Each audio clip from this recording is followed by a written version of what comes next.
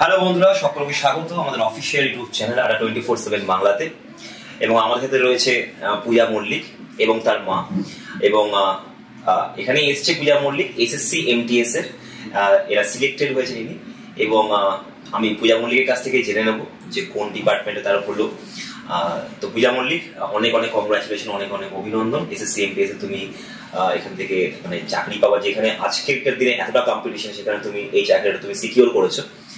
তো এবং অভিনন্দন ম্যাডামকেও, কারণ যেহেতু একটা ছাত্রের জীবনে বা একটা ছেলে বা মেয়ের জীবনে মাই হচ্ছে তার প্রথম শিক্ষিকা।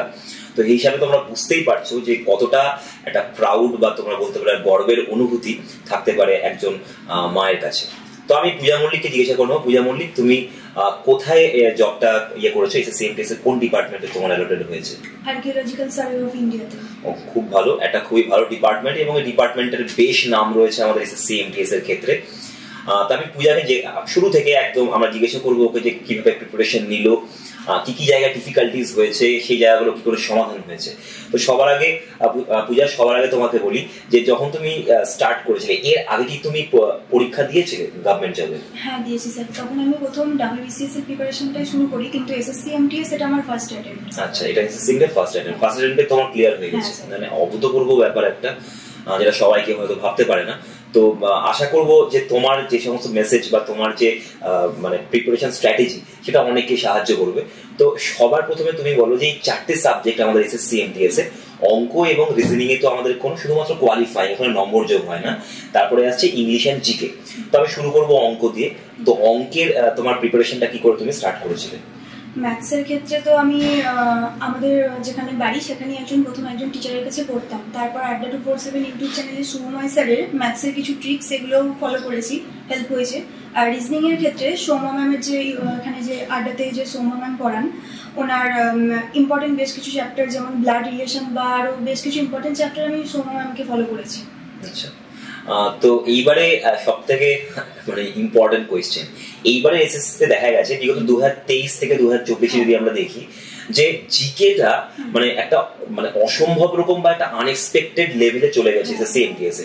তো তুমি প্রথমবার এটা যখন পরীক্ষা দিলে, তো তোমার তো মনে হয় যে জিকেতে একটু হলেও একটু সমস্যা হয়েছিল, সেটাকে তুমি কি করে কাটালে? জিকেতে বলতে মানে স্ট্যাটিক জিকে হচ্ছে এসএসসি এমটিএস এর মেন, সব থেকে বেশি কোশ্চেন আছে স্ট্যাটিক জিকে থেকে। এবার তার মধ্যে classical dance, folk dance, festival, মানে ইম্পর্টেন্ট টপিকগুলো আমাকে দেখতে হবে কোনগুলো থেকে সব থেকে বেশি কোশ্চেন আসছে। তারপর ইম্পর্টেন্ট হেডকোয়ার্টার আর বিভিন্ন ডান্স ফর্ম বলতে আমি কোন স্টেট থেকে কোন ডান্স ফর্ম, শুধু সেগুলো পড়ে নিলাম সেটা করলে চলবে না। এটা পিএসসির এক্সামের ক্ষেত্রে ঠিক আছে, যেহেতু এটা এসএসসি তাই খুব ডিটেলসে পড়তে হবে কোন তারপর বিভিন্ন মিউজিক্যাল ইনস্ট্রুমেন্ট, কোন ঘরানা থেকে কোন ক্লাসিক্যাল ডান্সার বা কোন মিউজিশিয়ান, সেগুলো প্রত্যেকটা খুব ডিটেলসে পড়লে আর কোনো অসুবিধা হবে না। আর যেহেতু আমি ডাব্লিউবিসিএস এর প্রিপারেশন নিতাম, তো হিস্ট্রি, জিওগ্রাফি, পলিটি, ইকোনমি এই সাবজেক্টগুলোতে আমার অতটা সমস্যা ছিল না, খুব একটা বেশি কিছু পড়তে হয়নি। মেনলি এসএসসি এমটিএস এর পরীক্ষার আগে আমি স্ট্যাটিক জিকেটাই খুব ভালো করে রেডি করেছি, তাতেই হয়ে গেছে। এবার যেহেতু এসএসসি এমটিএস অনেকগুলো শিফটে এক্সাম হয়, তো কোনো কোনো শিফটের কোশ্চেন তো ইজি আছে, তো কোনো কোনো শিফটে মডারেট টু হার্ড লেভেলের আছে। কিন্তু প্রিপারেশনটা যদি ঠিকঠাকভাবে করা যায়, মানে এমন কোনো যে আমি বই কিনে নিলাম সেটা থেকে খুব ভালোভাবে সবকিছু স্ট্যাটিক জিকের টপিকগুলো সব ভালোভাবে পেয়ে যাব, এমনটাও কিন্তু নয়। মানে নিজেকে অনেক খেটে বিভিন্ন বুকস থেকে, বিভিন্ন ওয়েবসাইট থেকে নোটসটা মানে রেডি করতে হবে ঠিক করে স্ট্যাটিক জিকের ইম্পর্টেন্ট টপিকগুলো, তাহলেই স্ট্যাটিক জিকেটা ঠিকঠাক নাম্বার একটা আসবে। আচ্ছা, মানে তুমি বলতে চাইছো তুমি এবার এসএসসি এমটিএস এর কালচার জায়গাটা, মানে আর্ট এন্ড কালচার জায়গাটা অনেকটা বেশি ইম্পর্টেন্ট হচ্ছে। তাও যে খুব বেশি দিন লাগবে তেমনটাও নয়, মানে 2-3 মাস টাইমের মধ্যে এই পোরশনটা স্ট্যাটিক জিকে রেডি করে নেওয়া যায়। আচ্ছা, তো তুমি কি সাজেস্ট করবে যদি কেউ জিকে খুব কম সময়ের মধ্যে এই স্ট্যাটিক জিকেটাকে যদি কভার করতে হয়, তাহলে কিভাবে শুরু করবে বিগিনার? একজন বিগিনারের ক্ষেত্রে তো বলবো স্ট্যাটিক জিকের ক্ষেত্রে প্রথমে যেমন বেসিকটার জন্য তরুণ গোয়েল বা লুসেন্টের কোনো বই নিতে, কিন্তু ওগুলো থেকে সম্পূর্ণ কভার করবে না। তার জন্য না বিভিন্ন ইউটিউব চ্যানেলে টপিক ওয়াইজ সার্চ করে তো নিজের হাতে নোটসটা করে নিলে সুবিধা হবে। আচ্ছা, তো তোমরা জেনে নিলে, যেটা দিয়ে তোমাদের প্রচন্ড একটা টেনশন ছিল যে আমরা জিকেটাকে কি করে সামলাবো স্যার, জিকে সাংঘাতিক কোয়েশ্চেন্স আসছে। তুমি দেখতেই পাচ্ছ যে স্ট্যাটিক জিকে থেকেই অধিকাংশ কোয়েশ্চেন্স আসছে এবং সেগুলোকে আমাদেরকেই মানে কোয়ালিটি টাইম মেনটেন করে আমাদেরকে সেই নোটস গুলোকে রেডি রাখতে হবে। প্রিভিয়াস ইয়ার কোয়েশ্চেনের কথা বলি যদি পূজা, তাহলে প্রিভিয়াস ইয়ার কোয়েশ্চেন কতটা এখানে ইম্পর্টেন্ট? হ্যাঁ, প্রিভিয়াস ইয়ার কোশ্চেনের তো একটা গুরুত্ব আছেই, মানে স্ট্র্যাটেজিকের ক্ষেত্রে সবথেকে বেশি করে প্রিভিয়াস ইয়ারটাই প্রথমে রেডি করতে হবে। প্রিভিয়াস ইয়ারটা রেডি করলে আমরা বুঝতে পারবো যে আমাকে কোন টপিকটা পড়তে হবে আর কোনটা পড়তে হবে না। আচ্ছা, থ্যাংক ইউ। তো এবারে আসি নেক্সট আমাদের সাবজেক্টে, যেটা নিয়ে তোমাদের একটু ভয় রয়েছে, সেটা হচ্ছে ইংরেজি। ইংরেজিটা তুমি কিভাবে রেডি করলে তুই সবাইকে বল।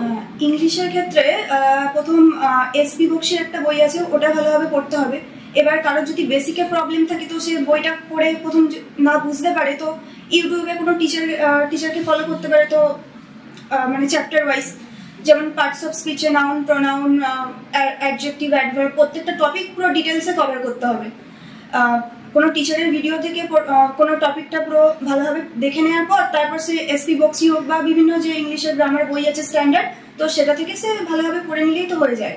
আর এক একটা চ্যাপ্টার কমপ্লিট করার পর সেই চ্যাপ্টার থেকে যে প্রিভিয়াস ইয়ার কোশ্চেনগুলো এসএসসির এক্সামে এসেছে, শুধু এমটিএস নয়, এসএসসি, সিজিএল, সিএইচএসএল, এমটিএস, এই প্রত্যেকটা চ্যাপ্টার ওয়াইজ কোশ্চেন পড়ার পর এগুলো সলভ করতে হবে প্রিভিয়াস ইয়ার কোশ্চেনগুলো।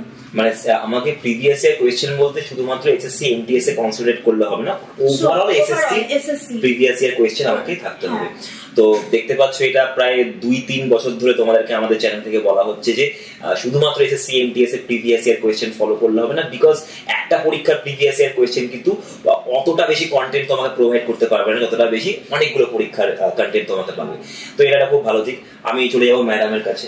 তো সবার আগে প্রশ্ন যে কেমন লাগছে সব থেকে এই অনুভূতিটা সবার কাছ থেকে? খুব ভালোই লাগছে, মেয়ে যেহেতু একটা চান্স পেয়েছে আপনাদের চ্যানেল দেখে বা ফলো করে, খুব গর্বিত মা হয়ে।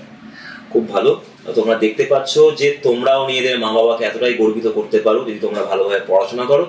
তো ওভারঅল আমি জিজ্ঞাসা করবো তোমাকে, আচ্ছা তোমার পোস্টিং কোথায় পড়েছে? মানে archaeological survey of India, new দিল্লিতে। আচ্ছা, প্রথমে নিউ দিল্লিতে।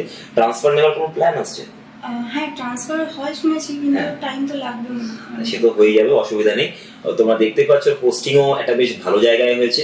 ওভারঅল যদি জিজ্ঞাসা করি যে আজকে একজন বিগিনার যাদের কাছে হয়তো তোমার মতো যারা ইউটিউবে থেকে নিয়ে নিজে থেকে নোটস তৈরি করে এভাবে পড়াশোনা করছে, তাহলে এসএসসি এমটিএসটা বলা যেতে পারে এটা সম্ভব, মানে একজন বিগিনারের কাছে এটা সম্ভব?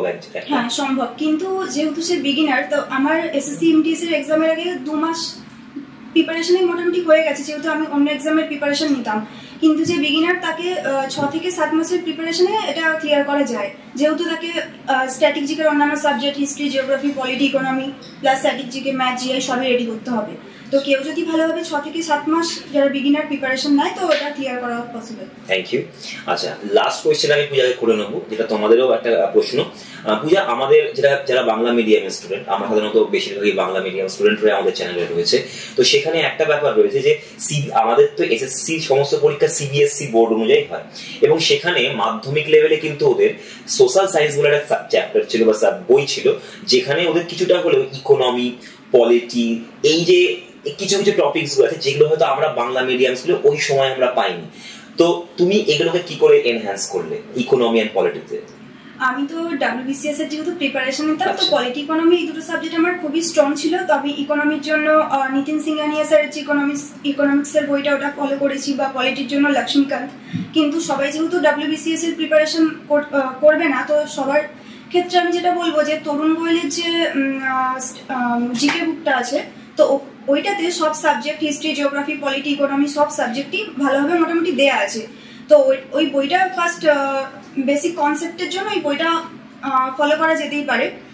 আর ইকোনমিক্সটা এটা প্রথমেই যে বই পড়লে সবাই বুঝতে পারবে এটা নয়, তার জন্য কোনো টিচারের কাছে পড়লেই ভালো হবে, বা বিভিন্ন ইউটিউব চ্যানেল যে আশিবা আড্ডার বা অন্য যে কোনো ইউটিউব চ্যানেলেই সে টপিক ওয়াইজ আগে বেসিক কনসেপ্টগুলো ইকোনমিক্সের তাকে আগে শিখতে হবে। তারপর সে একটা যে কোনো বই থেকে সে তরুণ গোয়েল হতে পারে বা লুসেন্ট হতে পারে, তো এগুলো পলিটি বা ইকোনমি এগুলো পড়ে দেখতে পারে। তো ওভারঅল এসএসসি এমটিএস এর একদম নিট ফান্ডাটা এটাই হচ্ছে যে আমাকে বেসিকটাকে সবার আগে শক্ত করতে হবে, তারপরে আমাকে আস্তে আস্তে এগোতে হবে। তো দেখে নিলে তোমরা তোমরা ভয় পাচ্ছেন যে স্যার আমাদেরকে অনেকটা হাই লেভেল প্রথমেই পড়াশোনা করতে হবে, সেরকম কোনো ব্যাপার নেই। তোমরা শুরু করতে পারো একদম 0 লেভেল থেকে, বেসিক লেভেল থেকে, এবং সেটাই সব থেকে বেশি ইম্পর্টেন্ট, তোমরা পূজার কাছ থেকে জানতে পারবে। তো অভিনন্দন পূজা, তোমাদের সকলকে আমি থ্যাংক ইউ যে তুমি সময় বের করে এখানে এলে, এবং তোমাদের আগামী জীবনে তোমাকে অনেক অনেক অভিনন্দন, অনেক অনেক শুভেচ্ছা, আরো এগিয়ে যাও এবং দেখা হবে আবার পরে তোমাদের সাথে। এবং ম্যাডাম আপনাকে অনেক অনেক অভিনন্দন। মানে সত্যি বলতে আজকালকার দিনে একটা সবাই এটা বলে যে একটি ছেলে যখন চাকরি পায় একটা পরিবার দাঁড়িয়ে যায়, এটা সবারই কথা, কিন্তু একটা মেয়ে যখন চাকরি পায়, একটি মেয়ে যখন ইন্ডিপেন্ডেন্ট হয় ইকোনমিক্যালি, তখন কিন্তু পুরো সোসাইটির একটা ডেভেলপমেন্ট হয়। তো আমি বিশেষ করে মেয়েদেরকে বলবো, তোমরাও পূজার মতো সেই ধরনের অ্যাসপিরেশন, সেই ধরনের উচ্চাকাঙ্ক্ষাগুলো মনের মধ্যে ধরো, তুমি ডিটারমিনেশন রাখো। বিকজ এসএসসিও প্রচন্ড কিন্তু এনকারেজ করছে, বিকজ এসএসসির বিভিন্ন পরীক্ষায় তোমাদের ফর্ম ফিল আপটাও তোমাদের 0 হয়ে গেছে এখন ওমেনদের জন্য বা মেয়েদের জন্য। তো এই ধরনের এম্পাওয়ারমেন্ট বা এন্ডেভরমেন্ট গুলোকে অবশ্যই তোমাদেরকে নেওয়া উচিত এবং অবশ্যই ডিটারমাইন্ড হয়ে চাকরির পরীক্ষা দেওয়া উচিত। এবং শুধুমাত্র মেয়েদের নয়, ছেলেদের জন্য ইন্সপিরেশন হয়ে থাকবে তুমি। অল দ্য বেস্ট পূজা আগামী দিনের জন্য। চলো, গুড বাই।